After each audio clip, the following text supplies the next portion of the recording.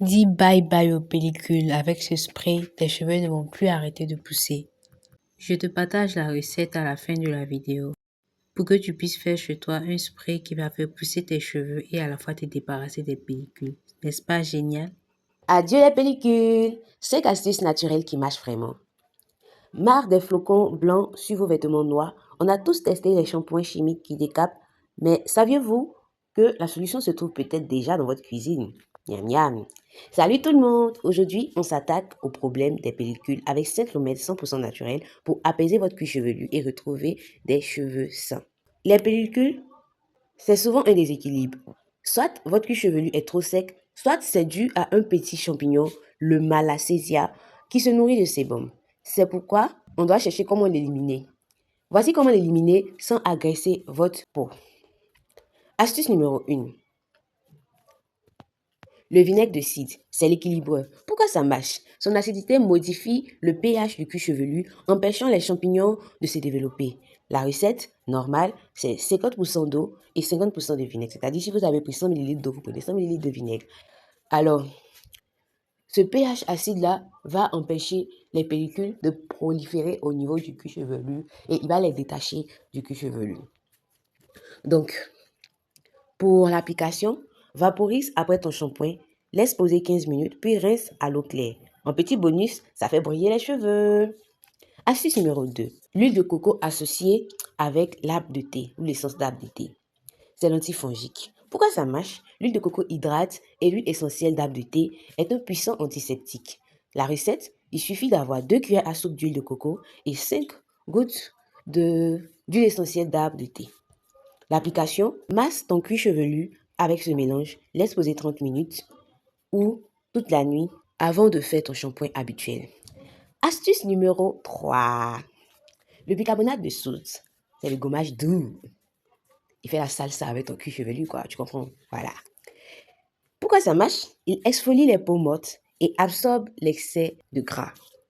Pour l'application, sous la douche, ajoute une cuillère à café de bicarbonate directement dans ta noisette de shampoing. La noisette, arrête de penser à la nourriture.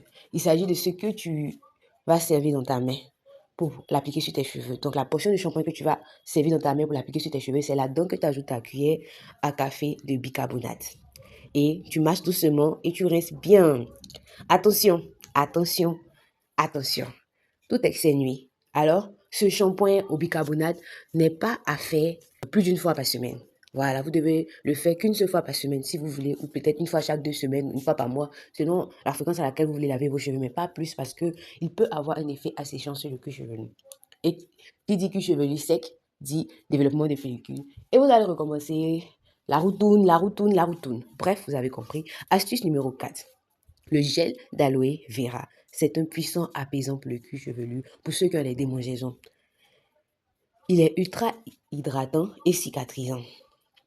Pour ceux qui ont un cuir chevelu très très irrité et tout. Pour l'appliquer, vous pouvez l'appliquer directement sur les racines, c'est-à-dire le cuir chevelu, et masser, laisser agir 20 minutes avant de rincer. Astuce numéro 5, le sel marin, l'exfoliant express. Si vous n'avez pas de sel marin, vous pouvez utiliser le sel d'étape. Avec moi, on s'adapte. La sagesse dit c'est bon. Bref, pourquoi ça marche? Pour les cuirs chevelus gras, le sel aide à décoller les pellicules tenaces avant le lavage. Application, saupoudre un peu de sel fin sur ton cuir chevelu sec, masse avec les doigts humides, puis passe au shampoing. Je crois que je vous ai déjà partagé cette astuce-là sur ma chaîne dans un des shorts là-bas. Rappel important, la régularité est la clé. Choisissez une méthode et testez-la pendant 3 semaines pour voir les résultats.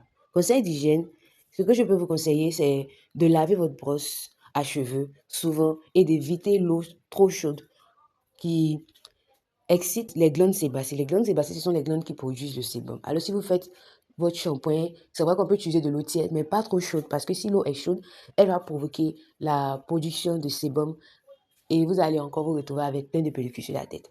Donc, du coup, allez-y doucement avec l'eau tiède. Pour la dernière partie de la vidéo, je vais partager avec vous une recette qui stimule la pousse des cheveux en même temps qu'elle débarrasse des pellicules. Alors, pour cette recette, on aura besoin d'eau préalablement chauffée, du romarin et du vinaigre de cidre. Pourquoi le romarin? Parce que le romarin stimule la pousse des cheveux. Il renforce la fibre capillaire. Riche en antioxydants, il améliore la circulation sanguine, favorise la brillance, régule l'excès de sébum, il limite la chute des cheveux et apaise le cuir chevelu. Alors, comme vous l'avez vu, j'ai renversé le romarin séché dans l'eau chaude que je compte laisser reposer 20 à 30 minutes, voire 1 heure, pour laisser le temps au romarin de libérer tous ses nutriments dans l'eau. Pour les quantités, j'ai pris 1 cuillère à café de romarin pour 100 ml d'eau chaude. Et la même quantité a été reportée au vinaigre de cidre, c'est-à-dire la quantité d'eau est égale à la quantité de vinaigre de cidre. Alors je laisse reposer et vous voyez que la couleur change au fil du temps. Après avoir laissé reposer, je vais filtrer le romarin, l'infusion de romarin à l'aide d'une passoire. Nous avons maintenant l'infusion de romarin. La couleur est un peu jaune. On va y ajouter le vinaigre de cidre. Et bien évidemment, c'est la couleur du vinaigre qui domine.